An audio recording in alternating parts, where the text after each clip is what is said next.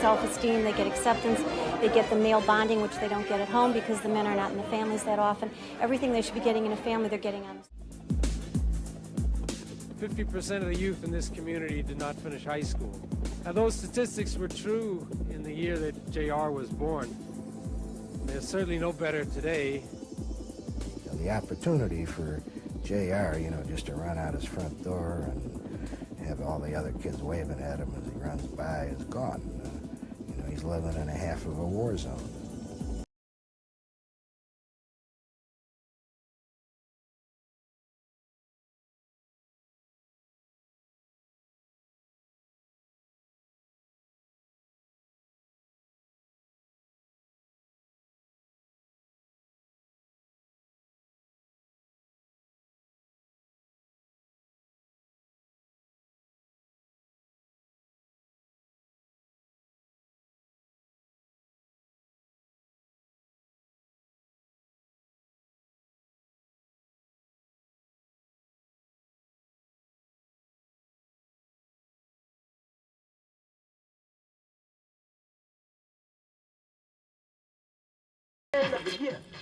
My real concerns for JR, quite a few of them. One, that he would be gang banging. Two, that he would be into theft. School, you don't know how he thinks. Because one minute he could be so gentle, and then the next minute he could be so unpredictable. There's a lot of me in JR. Boy, you better knock that radio down. Angel, go tell JR he got 2 seconds to lower that radio. Now. JR! And tell him to come here a second. I gave him the garbage bags. Look at where they're at. Where? What's right by your feet? Did you do what I told you? If I hear that radio loud one more time, it's going to fly out the window. Remember how the other day that stereo flew? No, I see more JR and my brother. Stubborn and angry. It looks like Junior. Junior's been in jail most of his life. Joliet, Cook County, whatever. He's very smart, good looking. But that's been his home. Look, he's scared, watch. Put that stupid cat down. Why, you don't like the cat? It's such a nice cat. I was raised around animals a lot. Basically, I like animals. They cheer you up, I guess. The only thing that she don't like... JR's father is called Ivan. His real name's Iran. That's JR's name, too. JR stands for Junior. Iran has also made some mistakes. His relationship with Nellie has been stormy, and he ran around a lot. But a car accident 3 years ago robbed him of his legs and forced him to stay home and think about his life. I didn't realize I was too wild, too busy being on the street, goofing around with my friends, and didn't pay no attention to my family. Now that I'm home more often, now it's kind of getting hard to get adjusted again. To contact with him, get him back to where it's the way it's really supposed to be. No, I didn't. I didn't trust Ivan. And I still don't tell Ivan everything. It's hard. It's so hard. Come on, stay still. How do you expect me to come here if you're moving all around like a nut? The turmoil affected everyone in the family. The two girls, Lillian and Rosie, and the younger brother, Angel. But the strongest reaction came from the oldest son, JR, who was failing in the neighborhood public school and attracted to gangs. Hey! He fell on his face! Usually people that know him see only the sweet side of JR. People that really know him knows his rough side, his angry side, his stubborn side. His family wasn't all there at one time, and now that they are, it's real hard for him to adjust. It's a critical point for a child only 11 years old, and many people are concerned about JR and which way he'll go. Although the decision will ultimately be his own, we all play a part in it. For in a real sense, the choices for a kid coming out of a troubled home, and there are increasing numbers of them, depend largely upon how we all answer the question, what's out there for JR? There are many ways to describe JR's neighborhood. To politicians, it's the 26th Ward. To police, the 14th District. The Postal Service calls it 60647. The church, St. Sylvester's Parish. Chicago's communities map calls it Logan Square. Its neighborhoods map, Humboldt Park. But for the kids like JR who have to walk its streets, the only map that matters is the one they carry in their heads, which tells them where the gangs are. Every kid that lives in these boundaries faces the same thing. And you have a choice. You're either in it or you're not. And if you're not in it, then you got to be very, very careful as to where you go. The first thing he's gonna bump into is the gangbangers. And they know JR. And JR looks up to them. He thinks it's cool. He's a kid, what does he know? He's 11 years old. He knows exactly what he's doing and what colors he can wear and what colors he can't, depending on where he's at. I try to believe that I haven't lost control, but in reality, yes. You have. Cars in 14, cars in the city, we get shots fired at 2100 North Richmond by the church from the car. In reality, it is a whole community that seems to have lost control. Well, you're dealing in the 14th district with a very, very busy district. It calls for service or monumental. Out of 135 gangs in the city of Chicago, at least 49 operate out of our areas. And they're some of the most violent also within the city. Get a disturbance, gangs on the street, 1500 North California. These gentlemen here stopped the guy in the street, started arguing with him. One of the guys pulled the club. They started threatening him with gangs. We just came off the train station, and those two are opposition gang members, and they came to settle it right here. You know, they wanted to fight. That's the way it was. They want to fight, they want to fight. I'm not in that. I'm not going to get in their problems. The problem is, their problems on gang turf become everyone's problems. Well, I dropped out about a year ago from Roberto Clemente, and the reason why I dropped out is because of the gangs. You know, the problem there is, you know, it's really either you gotta either ride with someone or, you know, either you're wearing the wrong colors. It's not worth it, you know. It's risking your life. Some of these kids are good kids, but they have, like I said before, they have nowhere to go, and little by little they get joining these gangs and they become hardcore. But as far as I'm concerned, the gangs are a bad thing for the community because the only thing they put into the community is fear. In simplest terms, a community is what happens when people communicate. Just several blocks from JR's home, you can see what a powerful thing that can be.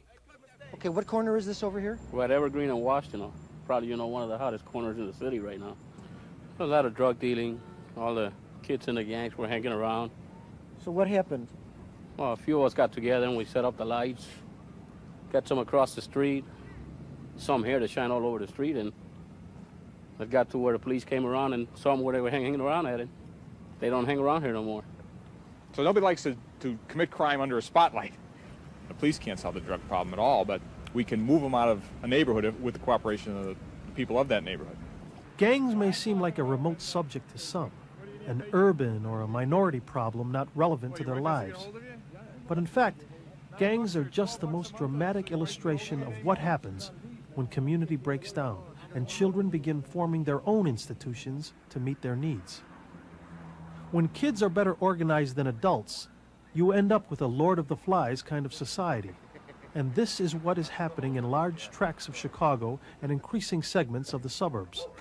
For the forces that contribute to the breakdown of the community do not honor municipal lines.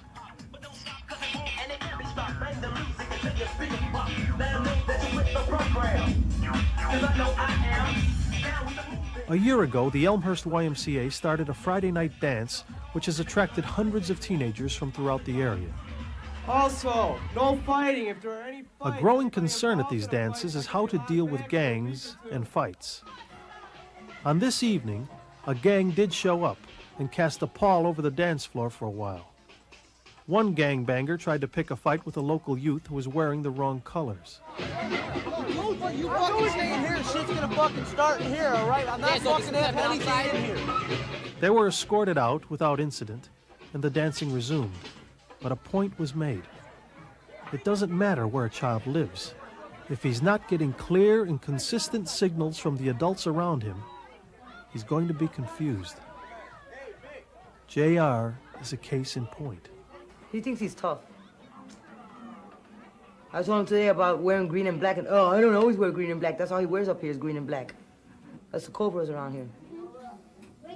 So when he comes over here, I don't want to see him with no green and no black. I don't even worry about it. I just put anything on. But she thinks I'm trying to be in the game. Because the way you act. Oh, yeah. Nellie is trying to keep JR out of gangs, but she herself was once in a gang and still has a lot of the street in her. You know how many times we got shot at here, living here? Remember? Yeah, I remember. I got shot right there. I'd be taking my kids and shoom. I got shot in my butt coming from my girlfriend's house. Have you lost any friends? I mean, have you lost? Yeah, I lost a friend. Yeah, we lost friends. Yeah. Plenty of them. Yeah. I think we've lost more friends than what we got left. That we all love and miss. I'm not ashamed of it. You know. Because they helped me be strong. Not that I'm saying it's right. But back then it was kind of way different now. So that was a good part of Nellie's life, you know, in general. She had some bad moments with it, of course. But she still remembers some of the people that she used to hang around. She still sees them. And, you know, so she can't help but say stuff. And so he's going to see that in the house. It's just a tremendously attractive thing for a kid like JR.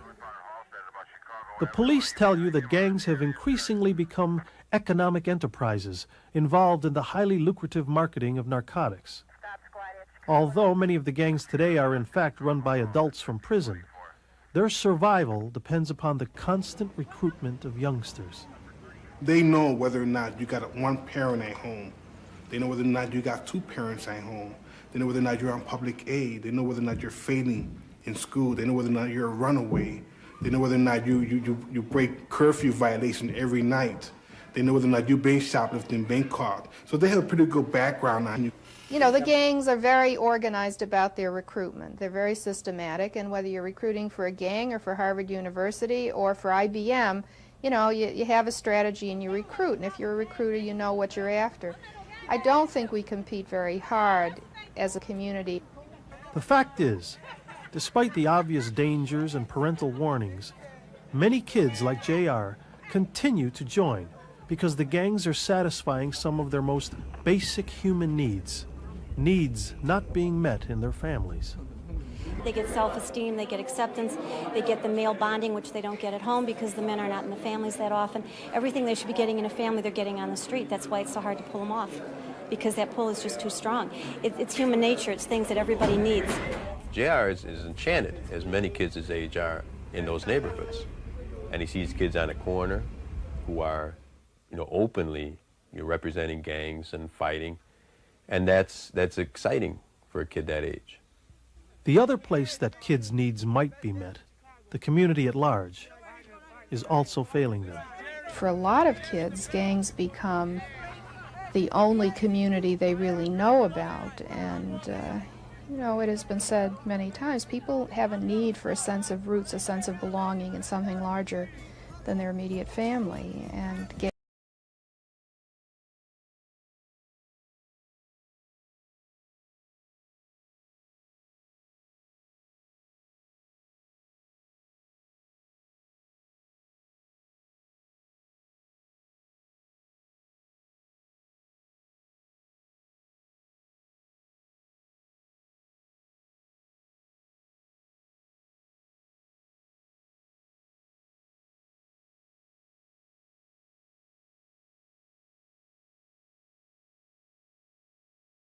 runs through the center of Humboldt Park. The rules neighborhood kids like JR learn here today are of a totally different order. There may be no more pathetic expression of the breakdown of community than the fact that to thousands of children, this drive is not an artery, but a wound, the dividing line between the city's two major factions of gangs. A gangbanger from the west side of the park. Especially summer, right here in summer, nobody comes because there's a lot of shooting going on right here. My friend, he got killed right over there in the field house, in the ball house back there. They shot him. I don't want to be a part of it now, but I admit it. It's hard to get It's out. too late, yeah. A rival gangbanger from the east side of the park. We call that the borderline. In the summer times, sometimes we'll walk over there to our side and they'll be on their side, hey, what's up, man? What you know, little argument, and all you hear, pa, pa, pa. All of this is all gangs, other teenagers fighting other teenagers over a block. Sometimes you just get sick and tired of it.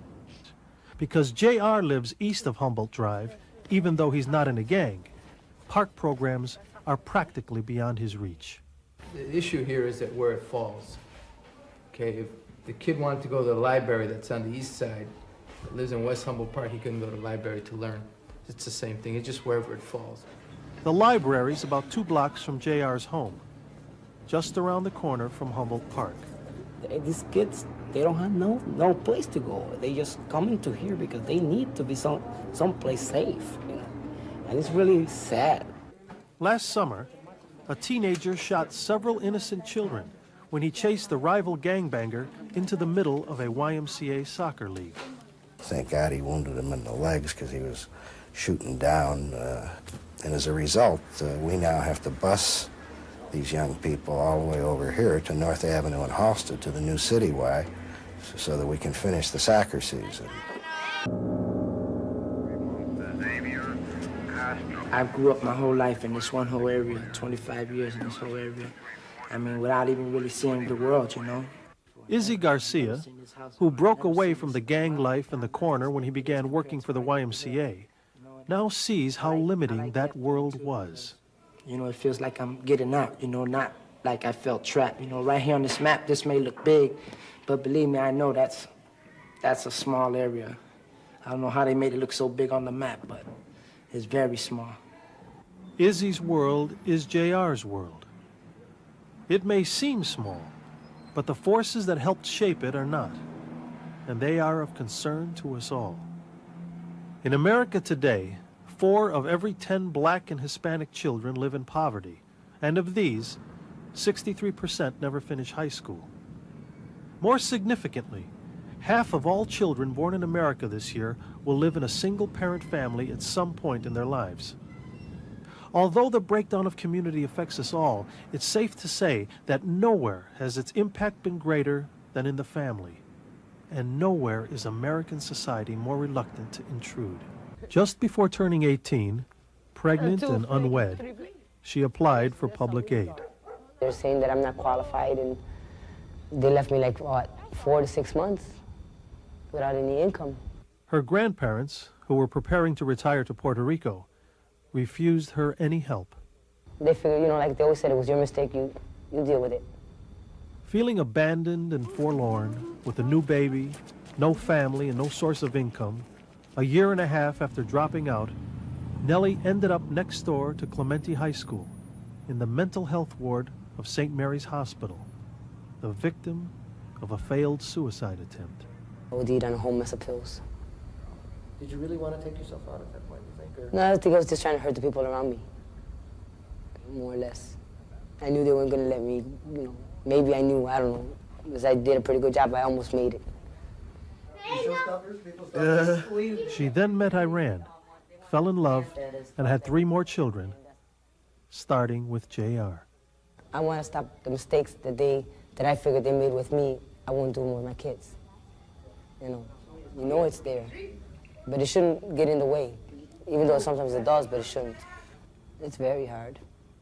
You don't come with instructions, so you have to go by hearsay or by what you think it's right, and it's not always right, but it's real hard. But things didn't get better. Iran wasn't helping out much in the home, and 4 kids doomed her occasional efforts to get a steady job or go back to school and get off welfare. Yeah. Then 4 years ago, Rosie fell from a 2nd-floor window, and everything fell apart. I cannot explain if she was pushed or if she just sat or fell, because little Angel was there, and he was smaller. And so the house was a wreck, because I had been sick, and me and Ivan were not at good terms. So the police came, and Rosie was taken to the hospital, and I went with her, and in the hospital I was arrested. I was put under arrest. For child neglect. They thought I pushed Rosie. So from there, they didn't let me budge. I felt like a failure. I walked into the house, the kids are not there. I started drinking heavily.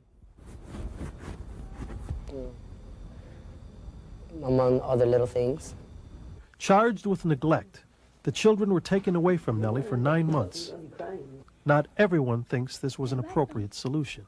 That's such a stupid response, in that what we ought to do is fix the window, work with the mom about safety issues, and see if we can't keep this family on the road to a safer environment, not pour all our money into taking kids away from families. I mean, we've got to rethink this thing. Broken window, child falls out, fix the window. Madeline Garcia, Nellie's assigned caseworker from DCFS, the state's Department of Children and Family Services, remembers thinking the first time she met Nellie, why me? Why did I get stuck with this case? This was not going to be an easy case to work with, and Nellie was not going to make my job easy. At the very first moment, she informed me that people were not going to tell her what she had to do, and if she felt she needed to do it, she would do it, and if not, then it was just her children's tough luck and our tough luck. And the other thing I believe that she was trying to tell me is that she's had about enough of people coming into her home and trying to tell her what she needs to do. as part of the process of winning her kids back from the state, she was required to attend parenting classes at Association House. In the 10 years she had been out on her own, Nellie had given birth to and lost custody of 4 children, lived in some 20 different homes, become a case number in the huge bureaucracies of the Departments of Public Aid, Mental Health, Children and Family Services, and Police. She was surviving, but the future did not look promising. And despite the efforts of a string of well-intentioned but essentially forced and fleeting interventions by professional social workers, frustrating for everyone involved, she and her family appeared doomed to continue to fall through the cracks. You don't have to wander very far from JR's house in Humboldt Park to see that, for many kids, having somebody in their life like Father Craig has made all the difference. Most of the children in my neighborhood that I grew up with are either out of jobs or on some sort of drug. Someone made a difference in the life of Carl Harrington. As a teenager, he helped design, draw, paint, and write poetry for this mural, which is just around the corner from JR's house. It was created in the summer of 1979, the year JR was born, and the International Year of the Child. Working on it brought profound changes in Harrington's life. After the mural, I was not satisfied with going back to the lifestyle I was used to, so therefore I sought employment and I got hired as a messenger with the law office. Harrington, who still works for the same law office, now is a paralegal, recently graduated from Chicago State University and is on his way to Kent Law School. Working on this mural made me realize that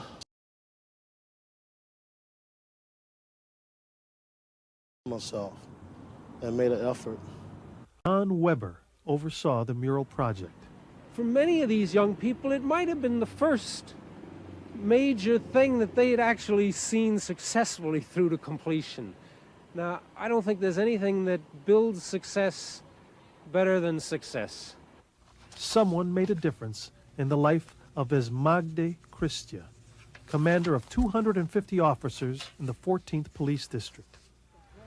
An Hispanic police officer taught him when he was a teenager that all doors were not closed to him just because he was growing up along Division Street with a Spanish accent.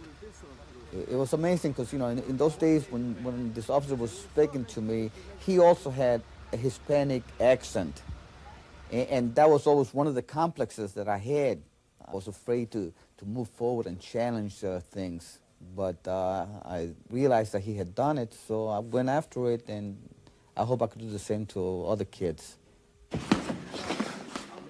And somebody made a difference in the life of Alfonso Ortiz. Bobby Carrillo at that time was one of the Puerto Ricans Golden Glove champion, and he told me to come over here. And I started coming here, and I liked it. Which is good about it is no drug. good discipline. You feel good, important. You go to places, everybody says hi to you. This is Ortiz, he's the Golden Glove champion. He won't let they rob you, and you want to do more, and you want to do more. And then the kids in the neighborhood, they want to be like you. They want to be firemen. There's, as a matter of fact, 3 years ago, I trained about 20 kids here. 9 of them are firemen right now. In some ways, JR is lucky. There are thousands of kids just like him out there at the same fork in the road who don't have anybody caring or pulling for them to go the right way.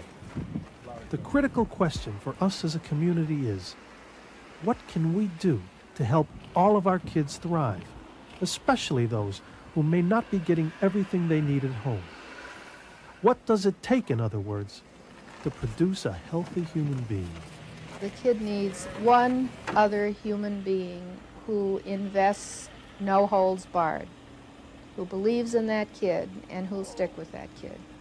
And the best chance is a parent, but somebody else can do it.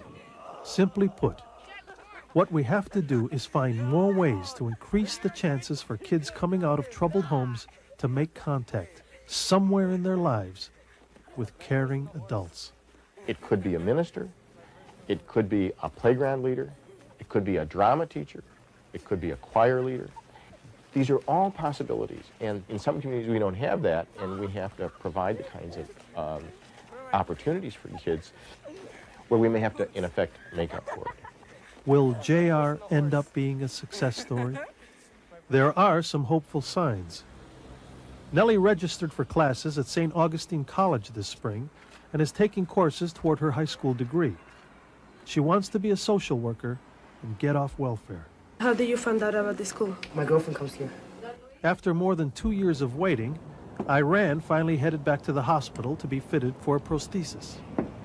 Maybe things will change after he gets his leg. Maybe, he can handle it better. And most importantly, Iran and Nellie are communicating better and trying to pull more together.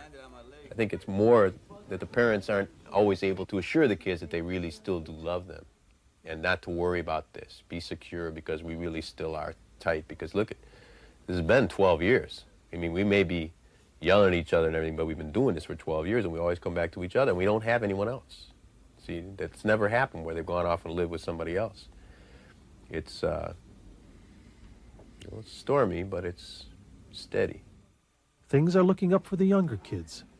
Rosie, unlike her older sister Lillian, is getting into the Girl Scouts. And despite the threats he's going to send him back home for good, JR is still living during the week with Father Craig. But JR's got a better chance than us right now. See, JR's chances would be depending on him. Because he's getting opportunities that none of us ever got before. He's getting a chance. He's getting a different horizon, okay? He gets people to talk to if he wants to talk to them. But he won't. He shows signs that he's making the jump and then some signs that he's not. And so I can't honestly be sure whether he's going to pull out of it or not.